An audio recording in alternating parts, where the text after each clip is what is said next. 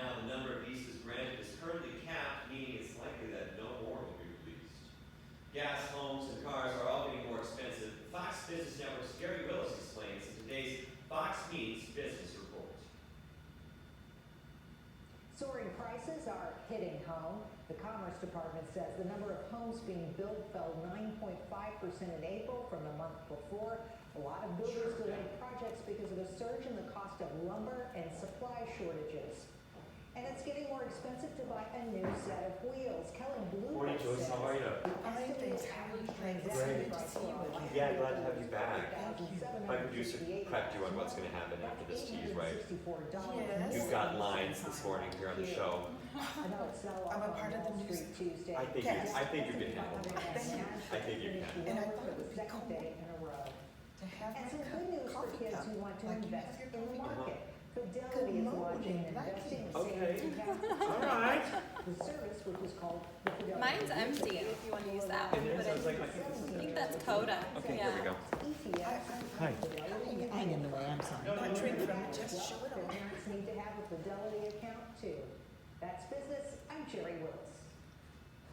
Well, temperatures are heating up, which often means your energy bill goes down. But starting next month, you might notice an increase. Black Hills Energy customers and other energy consumers across the country will notice their bill is slightly higher during the next year, specifically $11.06 per 670 kilowatt hours a month here in Rapid City. I'll be right back.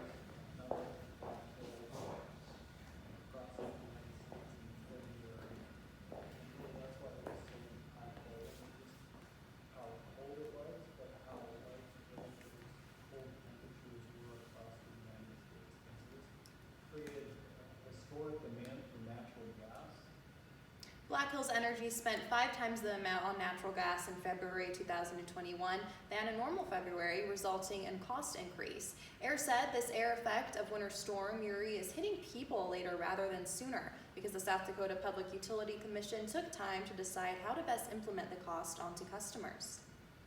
Well, if hot coffee and hot weather don't do it for you, but you still need a caffeine fix, maybe cold brew is for you.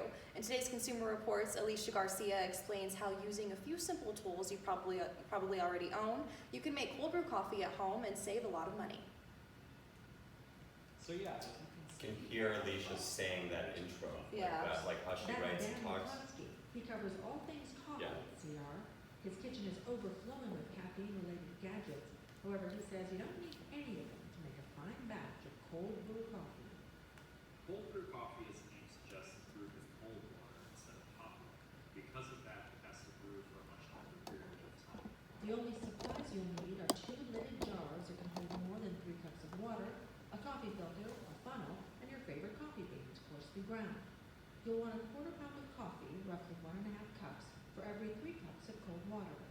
Mix the coffee and water until all of the coffee is saturated. Then let it steep for at least 12 hours at room temperature or in your fridge. Through that long brew process, you end up with coffee that is much less bitter, a little more rich, and smooth.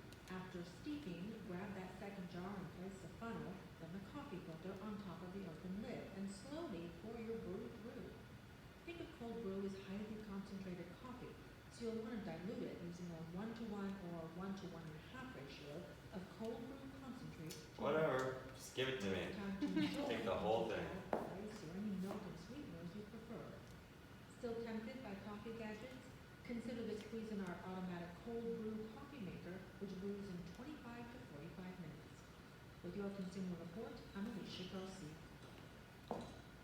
And Consumer Report says steeping your cold brew at room temperature helps extract a wider range of flavor. If you prefer to steep your cold brew in the fridge, you'll just need to leave it a little longer, about 18 hours. No matter where you can steep it, your cold brew can be stored for up to 2 weeks in the fridge, and you can also heat up your cold brew and drink it hot. Well, coming up, Aunt Mary joins us from the Pioneer Times to talk about the African American women who conquered the Wild West. We'll hear Aunt Mary because herself next. She's here to say, Good morning, Black Hills. Oh my God, that's That's great.